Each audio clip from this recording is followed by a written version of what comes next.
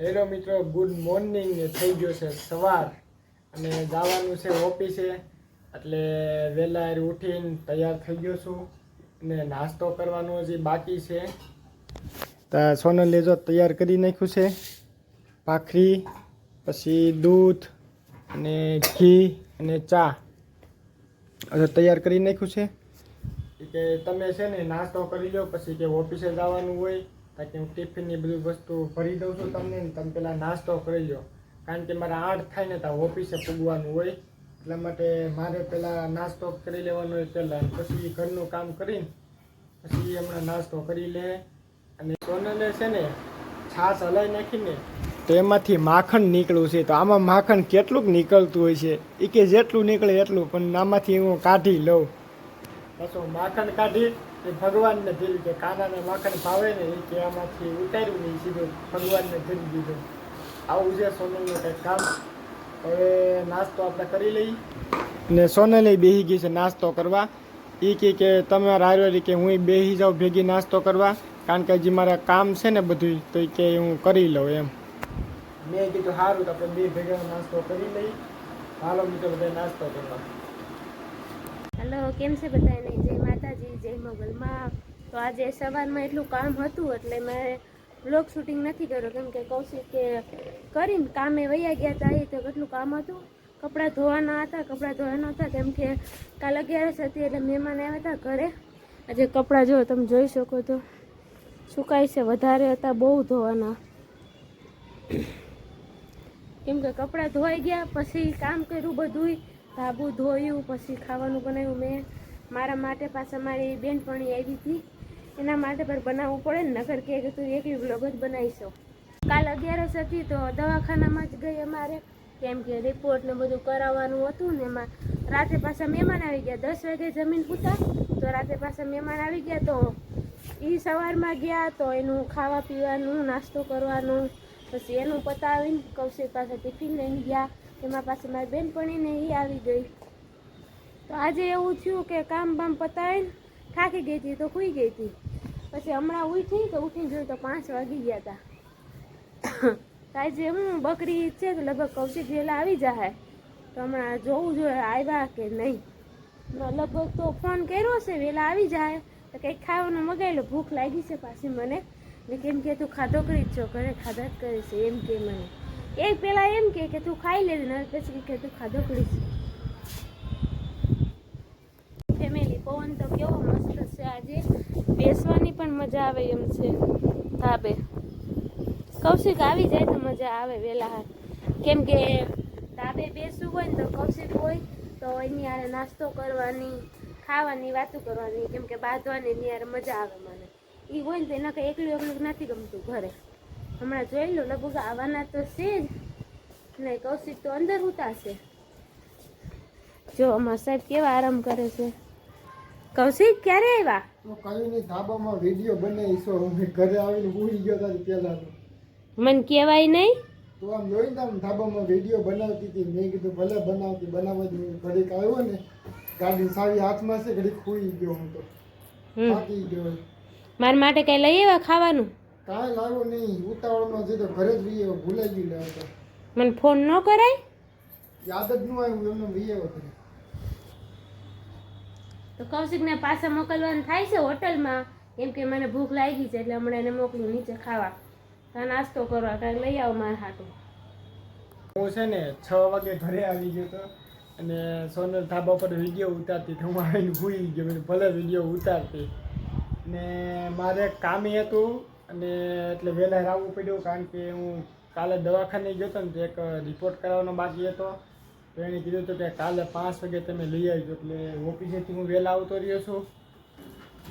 તો કામ છે તો રિપોર્ટ લેવા જવું કે એને તો કાંઈ મોકલાય નહીં મારે.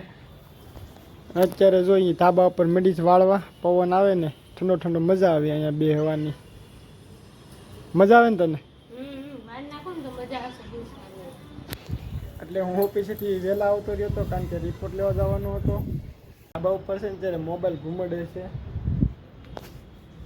કેમ બેઠી છો? કેમ નથી બોલું? એમ રિહાઈ જાય એમ થોડું હાલે.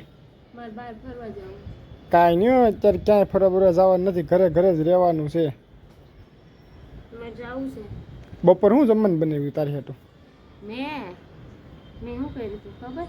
બટેકાનું શાક ને રોટલી. બટેકાનું શાક ને રોટલી બનાવી હતી, પછી ખાઈને સૂઈ ગઈ હતી. સારું, આરામ જ કરજો. ક્યાંય જવાનું નથી, આરામ જ કરવાનો છે, તને ક્યાંય નથી મોકલવાનું. બસ ખાવા પીવાનું, ઘરનું થોડું કામ કરીને સૂઈ જવાનું. બહાર ક્યાંય નામ લીધું છે, લઈ જ નથી જવાની બહાર, ભલે ગમે એટલું કે. મારે જાવું છે અત્યારે, તો લઈ જાઉં ક્યાંક? ક્યાંય ન લઈ જવાય, ત્યાં ગાડીમાં ખબર રોદા ને એવું આવે, ક્યાંય ન જવાય.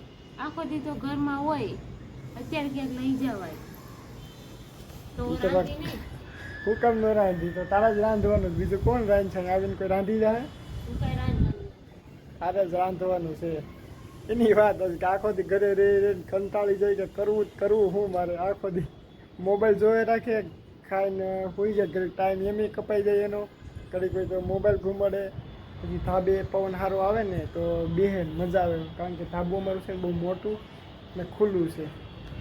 જો આ રીતે અમારી રૂમ છે ધાબામાંથી, અને આવું છે ને આખું ધાબુ સવડું મોટું, હવા ઉદાસ ને ખુલ્લું. ખાલી એમને બેઠા હોય ને તો પવન મજા આવે. અમે જમીન છે ને સાંજે ધાબા ઉપર જ બેઠા હોય, અહીંયા બેઠા હોય, સોનાલી બેઠી ને ત્યાં, કારણ કે પવન આવે ને તો મજા આવે, ઠંડો ઠંડો. અને રૂમમાં છે ને આખો દી કપ્યું હોય ને તડકાનો, તો થોડુંક ઠરી જાય, એટલે ઠંડુ થઈ જાય. તો આપણે બહાર બેઠા હોય તો મજા આવે, પવન ને એવું બધું આવે. મિત્રો કૌશિક તો વયા ગયા છે, હું બેઠી છું એકલી. રિહાણી તો ન લઈ ગયા. હવે ઘરે ને ઘરે રહેવાનું, આપણે ખાવું પીવું મોજ કરવું, રાંધવાનું, બીજું કાંઈ નહીં. હમણાં આવે ને તો એને ખાવાય નથી દેવું, ભલે હોટલમાં જમવા જાય. મારા માટે એકલી માટે બનાવીને ભજીયા ખાઈ લઉં, એને નથી ખાવા દેવું. મેથી પડી છે ફ્રીજમાં, કાંદાના ભજીયા કરી નાખી, કે મેથીના ભજીયા કરી નાખી. એને ખાવા નથી દેવું હોય છે. આવે ને તો કેવું હોટલમાં જમી આવું. આ બેન તાબે બેઠા હતા ને વાગી ગયા છે 8. મેં કીધું હવે કંઈક જમવાનું કંઈક બનાવી. સોનલને કહું કે કંઈક સુલા બુલા જગો ને કંઈક રસોઈ બનાવવાનું ચાલુ કરો. જ્યાં પવન ખાવામાં છે ને 8 વાગી ગયા છે. તો પવન એવું મજા આવે ને ધાબે, તો અંધારું થઈ ગયું છે. મેં કીધું સોનલને હાલો, મેં કીધું કંઈક રસોઈ બનાવો ને કંઈક ખાવાની તૈયાર કરવી જોઈએ. જમવાની વાહ હાલી આવે. સમજ જમવાનું બનાવવાનું છે હું આમાં જમવાનું ફરવાનું રહે એટલે એને જ બનાવવાનું. એમ થોડું હાલ છે નહીં તો જમવાની તૈયારી કરો, હાલો બનાવો કાંઈ. પેલા માતાજી હું દીવા ઘરલો પછી દીવાબત્તી કરીને પછી જમવાનું બનાવી. તમે ન લઈ જાય ને એટલે નહીં જ જમવાનું તમારે. એમ થોડું 8 વાગી ગયા, તો જો તો ખરી, તો 8 વાગી ગયા તો જમવાના કંઈ ઠેકાણા નથી. હાલ બનાવી લે, જમી લઈ, ભૂખ લાગી છે હવે તો મને હોતો. જો કાના માખણ ખાઈ લીધું. માખણ ખાઈ લીધું? વાહ, મારે ખાવાનું. તારે ખાવું છે માખણ? ખાટું ન ખાતી ને કરે પગ ને એવું દુઃખ છે. એવું ન હોય. હું એવું ન હોય. હાલો મિત્રો, હવે જમવાની તૈયારી કરી, કાંઈક રસોઈ બનાવી તે ખાધા ભેળા કંઈક ખાવું મેં. હેલો મિત્રો, જમવાનું થઈ ગયું છે તૈયાર, અને સોનલે રસોઈ બનાવી નાખી છે. ને વઘારેલી છે ને ખીચડી કે ભાત એવું કંઈક બનાવ્યું છે. શું બનાવ્યું છે? ખીચડી વઘારેલી. વઘારેલી ખીચડી બનાવી છે.